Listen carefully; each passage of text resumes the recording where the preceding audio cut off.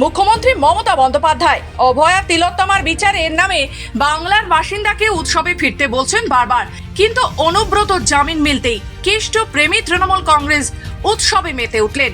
কেউ ফাটালো বোমা, কোথাও পাত পেরে কবজি ডুবিয়ে মটন ঝোল ভাত, কোথাও বিতরণ মিষ্টি লাড্ডু, এমনকি খোদ কাজল শেখ রাস্তায় মিষ্টি খাওয়ালো পথচারীদের। দিল্লির রাইজ অ্যাভিনিউ কোর্ট থেকে মমতার প্রিয় কেষ্ট জামিন মঞ্জুর করতেই অনুব্রতর গড়ে উৎসবের মেজাজ। রাতভর হুল্লোড়, পার্টি। অনুব্রত ঘনিষ্ঠ নেতা কর্মীদের এই উৎসবে সামিল হলেন অনুব্রত যুযুধার নেতা কাজল শেখ। উনি আবার নিজের হাতে মিষ্টি খাওয়ালেন পথ চলতি মানুষদের বোলপুর শান্তিনিকেতনের রাস্তায় দাঁড়িয়ে। অন্যদিকে কেষ্ট ঘনিষ্ঠ কেরিম খানের অনুগামীরা সবুজ আবির খেলে খুশিতে আত্মহারা হলেন।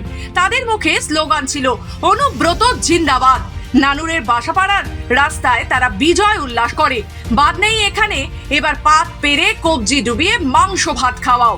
বাসাপাড়া আতকুল পার্টি অফিসে সেই একই চিত্র দেখা গিয়েছিল যখন সুকন্যা মণ্ডলের জামিনের খবর এসেছিল। তখনও মাংস ভাত কবজি ডুবিয়ে খেয়েছিল তৃণমূলীরা।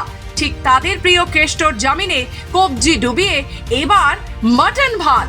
দুবরাজপুর এলাকায় তৃণমূল কর্মীরা লাড্ডু বিতরণ করে উৎসব পালন কেষ্টর জামিনের। অনুব্রত মণ্ডলের নিজ পাড়াতে কেষ্টর ভাই প্রিয়ব্রত মণ্ডল ও তার সঙ্গীরা আতশবাজি করলেন আনন্দে। আজকে খুশির জন্য আমি মোটামুটি 5 থেকে 700 লোককে খাওয়ালাম।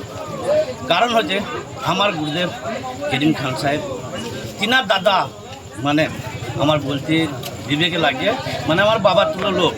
আজকে অনুব্রত মণ্ডল যিনাকে মিথ্যা কেসে ফাঁসিয়েছে, আজকে সত্যের জয় হলো, তিনি আজকে বেল পেয়েছেন। তার জন্য আমি খুশি করি আজকে সমস্ত আতকুলি গ্রামবাসীকে আমি 2টো খাসির মাংস ঝোল ভাত খাওয়ালাম।